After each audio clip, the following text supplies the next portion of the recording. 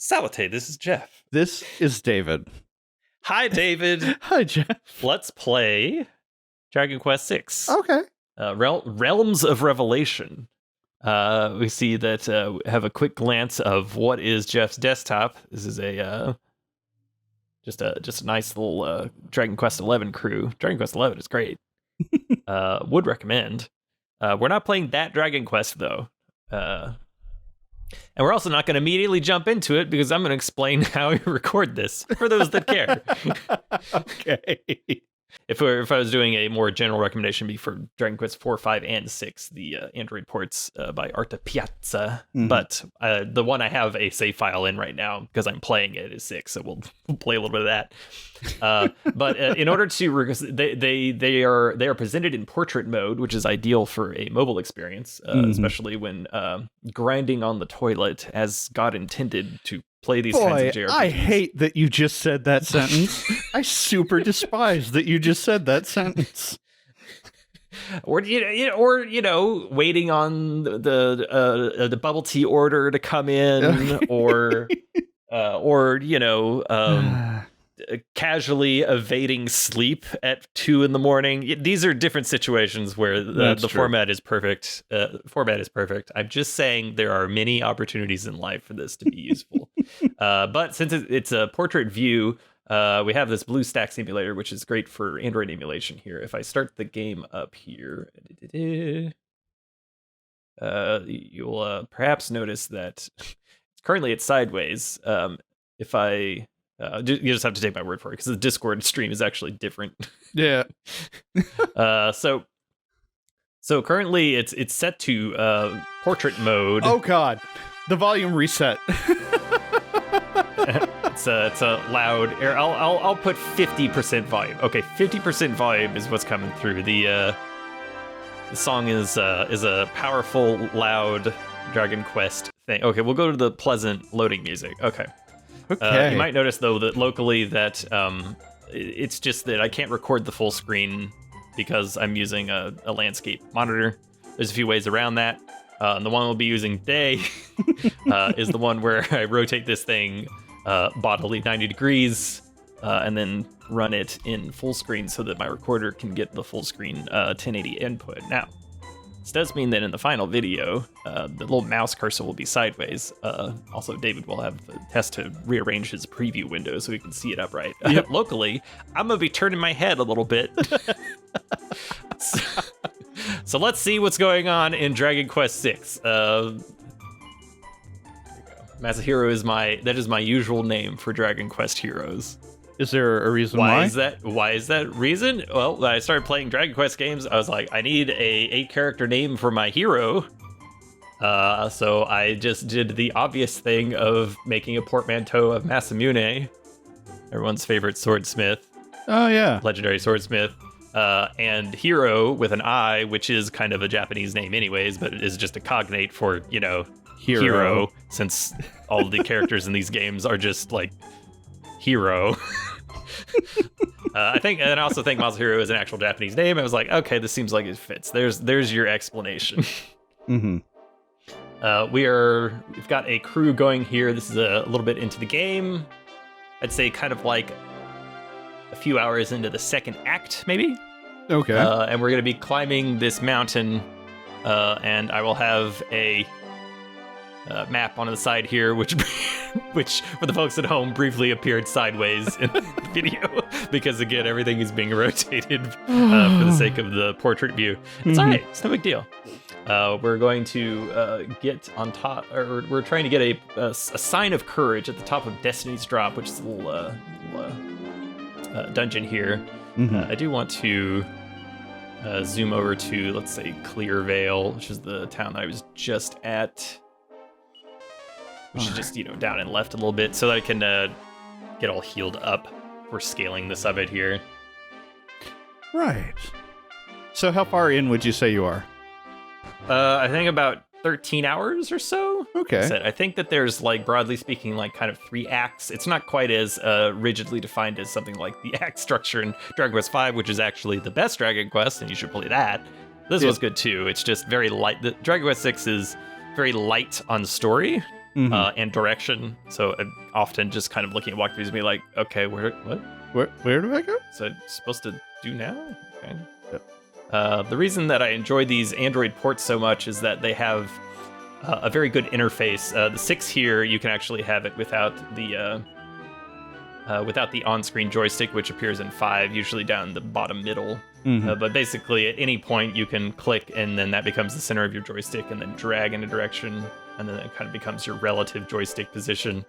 And these games are easy to control anyways, because you really just have move, and then if you have a neutral tap, is just your interact button. Right. Talk to this item store guy, which we don't need anything here. Silver Tiara, I already got one of those. Millie. Ashlyn is just in our background. Doesn't really matter. I think one day I'll be able to bring her to the forefront, but the class she's in right now makes her extremely terrible. Even more terrible than Millie, who is a mage and basically just absorbs damage, by which I mean dies. Yeah. That's what I mean. Yeah. She's like one of those, it's the little teardrop of glass that if you just tap it right, it shatters. So these are based off the DS remakes of the game. It has some nice quality of life features. I don't know which ones are specific to the Android version. I mean, obviously there's something about the portrait orientation, which is great. All of the actions that you need are in the bottom half of the screen, so that it can be played with a single thumb. Very good. Frequently auto saves, quick saves, so that you can just get in and out of the game. Also invaluable. You can't just be going to a church and saving all the time. Yeah. I also enjoy it just whenever you go into a town, it just straight up gives you at the top here just the rundown of the shops. So you can just be like, oh, okay, neat. Oh, that is really neat. It's like that is what's available. And also it's like, okay, we got the little inn over in the corner there. So we'll go head down to that. What was the trident on the map? The trident is the church. That's for saving. But I mostly just use the auto save function, which is much more robust and convenient. Yes. 75 gold, I guess. I made the mistake of equipping my 5th party member. You can only have 4 at a time. Ashlyn, thinking that I would try and change things up. But as I had alluded to, the class that she's in, which once she masters it, she'll be able to get a good class. But until then, she's currently equipped with the, I think we can check it out here in the attributes. If we go over to Ashlyn here, mastery level. She has Master Dancer, but she's currently 3 levels of Gadabout. And Gadabout is basically like a horrible loser. So the special effect of the Gadabout is that sometimes they just won't listen to you and do anything in a turn. Oh my god, all right. So the special skills are like whistling, which creates an encounter. So it's like, you could just create a random encounter wherever you're at, assuming there's monsters around, stuff like that. But really, for the sake of this game's sort of class system, mastering Dancer and Gadabout is what I want in order to get one of these question mark things, which are the sort of intermediate and advanced classes. So I'm trying to head towards that. It's based strictly on the amount of battles that you've done. Battles that you've done where the enemy's level is at or greater than your own. I guess technically it's the area you're in has the level set at higher than your own, so you can't grind off of extremely easy enemies as soon as you that makes sense. Reach a certain level. But there are certain. Again, I'm tilting my head a little bit to try and get the best situation here. Let's see. Let me set up my party attributes here. Tactics right now, yeah, don't use magic is fine. We can use magic as soon as we get into the actual dungeon. It's actually, ironically, a vertical dungeon, which seems appropriate for this video nonsense I'm trying right here. The encounter rate is incredibly high on the overworld, but as I have learned from watching... got a surprise attack.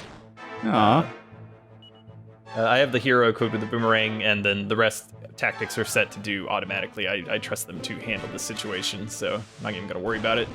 Right.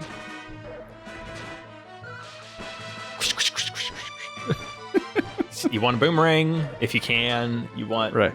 Whips, because they attack multiple enemies at once. Carvers are beefy boy tank. who is basically invincible because he has like a bajillion HP. Right now I have the hero is also Carver, kind of working through the fighter classes to get the more advanced ones. Okay. You should level up to mastery in just like a second here. So like I could do Falcon Slash, but there's too many targets. It's not going to really be that useful. Okay. Basic attack will be better. Fortunately, a lot of the skills for the fighters and stuff don't actually take MP, which makes them even more useful. I did notice that, yeah. They do damage, they don't take MP, and they can't die because of all the defensive options they have. Right.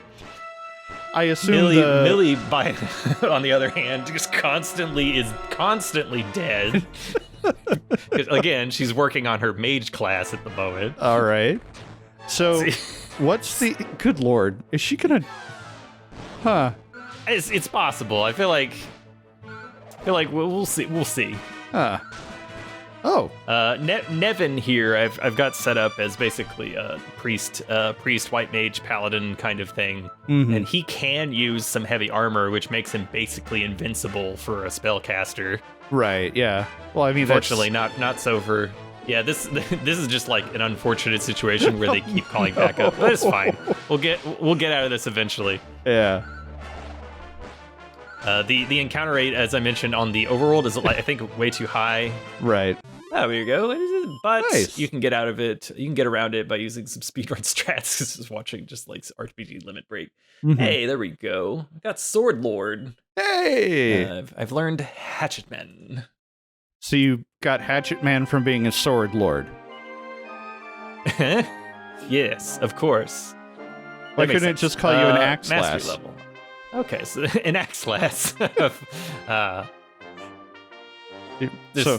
feel like there's a joke there. I can't. So warrior I mastered the warrior class now. I should technically, if I want to be super efficient, I should go and change my job classes at the sort of job trade, all trades Abbey, and then get started on the next classes for Carver and Masahiro here.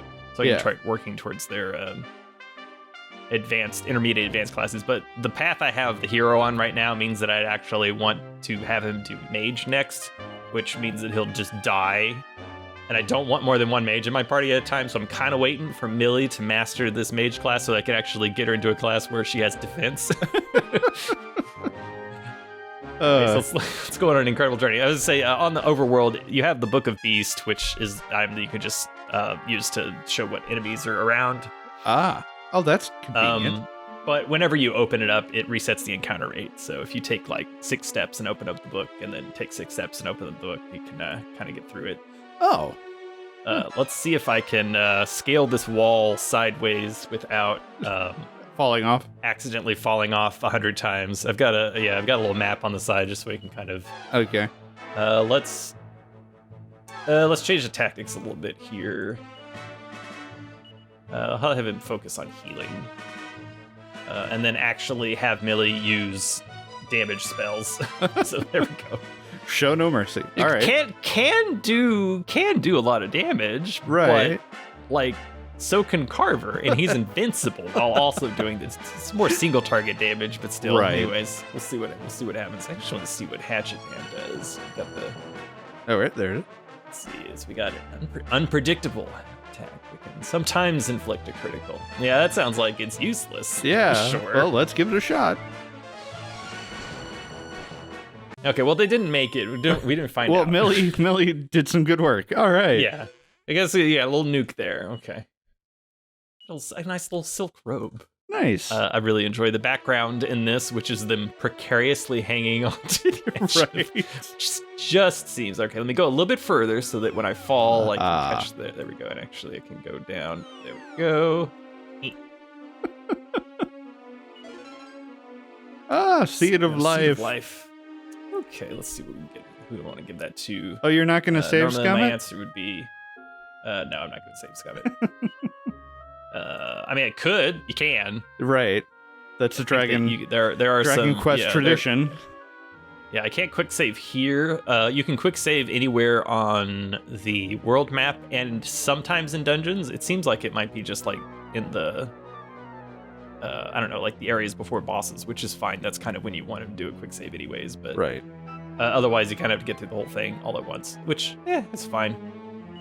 Let's see, who do I want to use this on? I mean, I feel like the intelligent choice is like making a balanced party by giving it to the people that are going to be mages, not necessarily the entire time, but have lower HP classes. But I could also just give it to Masahiro, the hero. Yep. Because he will. Oh, hey, HP by 5. That's nice. Yeah, by 5. That's nice. Okay, so that works out kind of. Let's check my map here. If I keep going up and then I take a little left. Venom wasps. I love the animations on all the enemies in this game. Oh yeah, they're just great. I also enjoy just the spell effects, the way the camera shifts just a little bit when sometimes. So it's lots of little good stuff. Arte Piazza, which is the company that did the ports for Android, did a really good job. Mm-hmm. Yeah, that's something I've liked, like, because Dragon Quest IV was the last one I'd played for a very long time, and that was just like sound effect flashing sprite. Oh, these nightmares! I forgot about them. Look at these gas baggins. Also, I have Nevin, my sort of priest paladin character, with 2 different items. One which casts mid heal, and one which casts frizz spell. Okay. Which is why he basically doesn't ever have to dip into his MP. He'll smart enough to automatically use the items. Oh, that's good.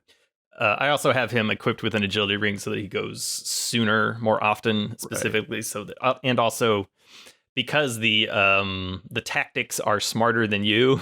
Yeah. It's better to set them on a tactic, and because if I were to manually heal and then someone got hurt really bad before their turn came up, but after I input the commands, I wouldn't be able to change it. But the auto sort of AI will say, "Oh, this person has the lowest health; they need the heal." Okay, so they make the decision easier, on their turn. All right. Yeah, which is why using tactics is often much better. Let's see, I'm pretty sure that I fall down here. Nope. Hold on. Let's look to the. Do I go up one more and then a right? Maybe. It's kind of a confusing. Let's see. I'm looking up a sprite thing real quick. Yeah. If you want to follow along at home, this is the Destiny's Drop dungeon, Dragon Quest VI.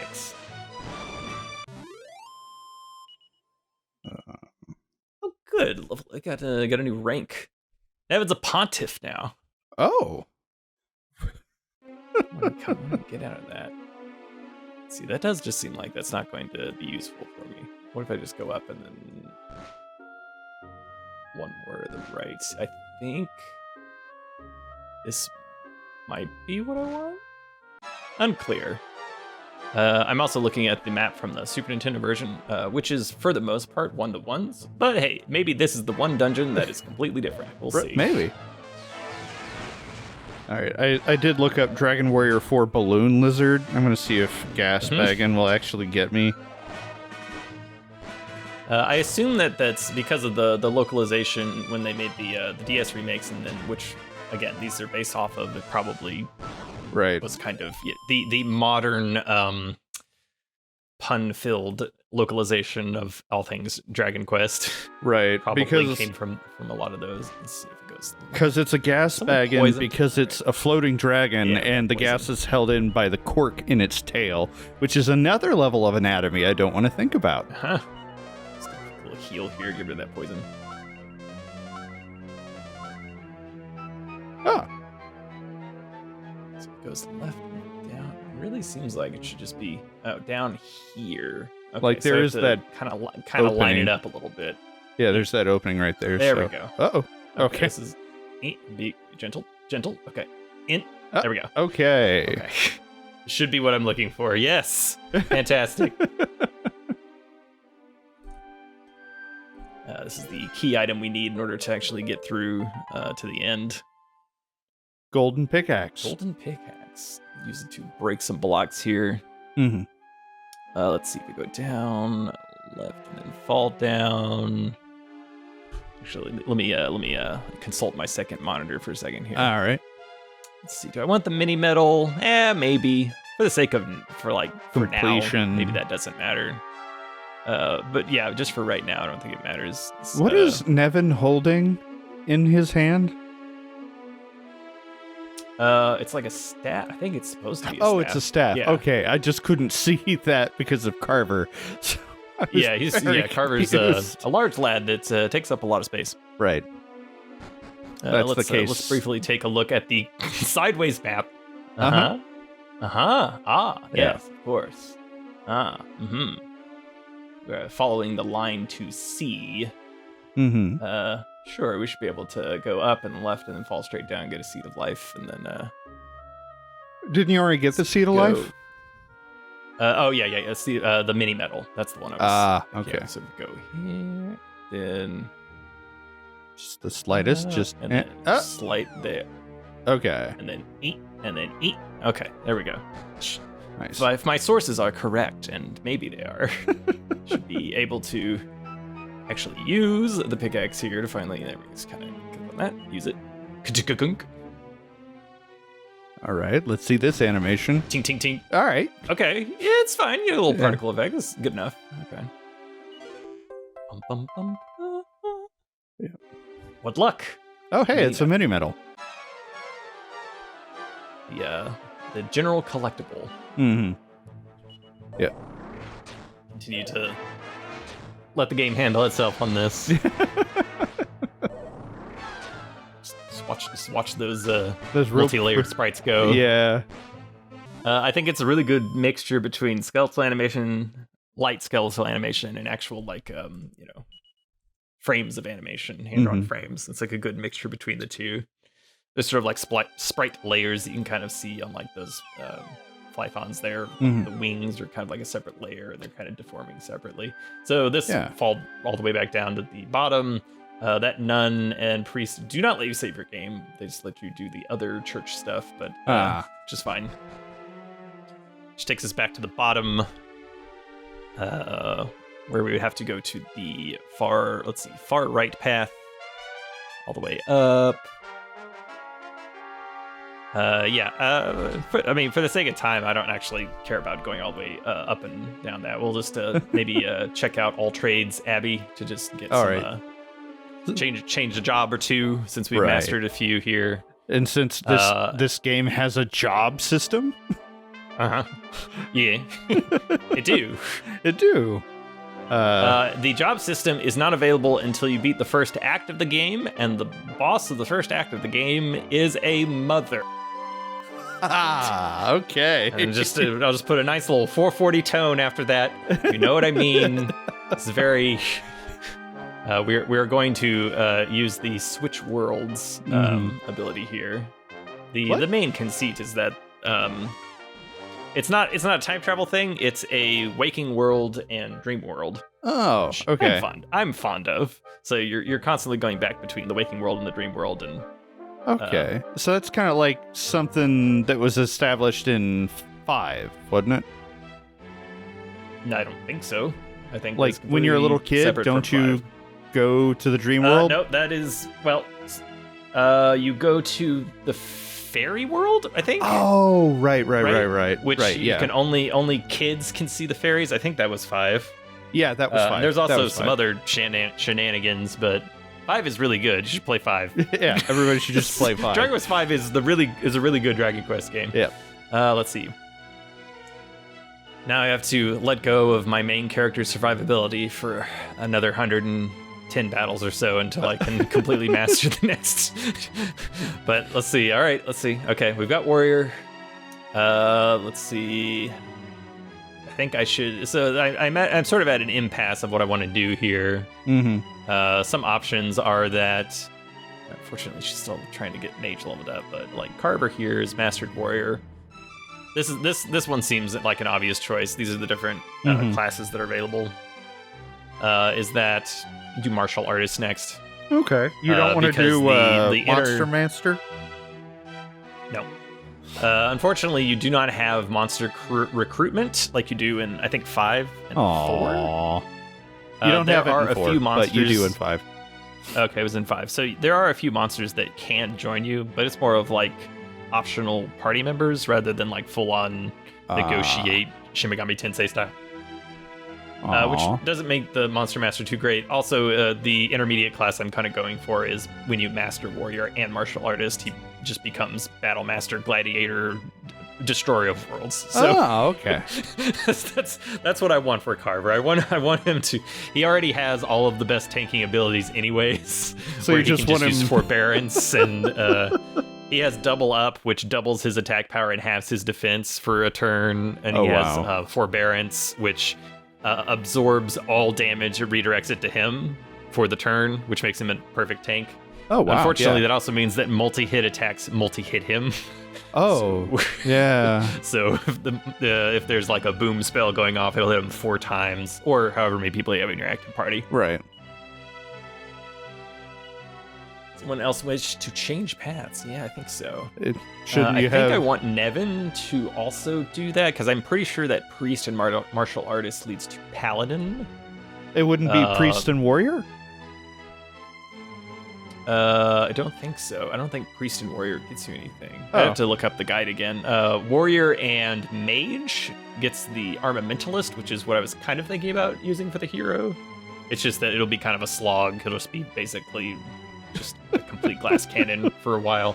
Yeah. Same thing, but melee, I want to do Mage and also Priest in order to get the sort of combo class, which is the Sage. Yeah, I was about to say, it's probably the Sage, yeah.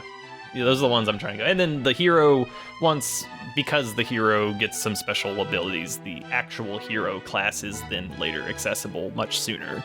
So, feel like, it'd probably be better once I get there. It can actually be a lot more survivable. Anyways, I'll make these choices later. This is all running on, like I said, it's running on an emulator on my PC, which is how I'm sort of capturing everything. But I would also have it just hooked up to the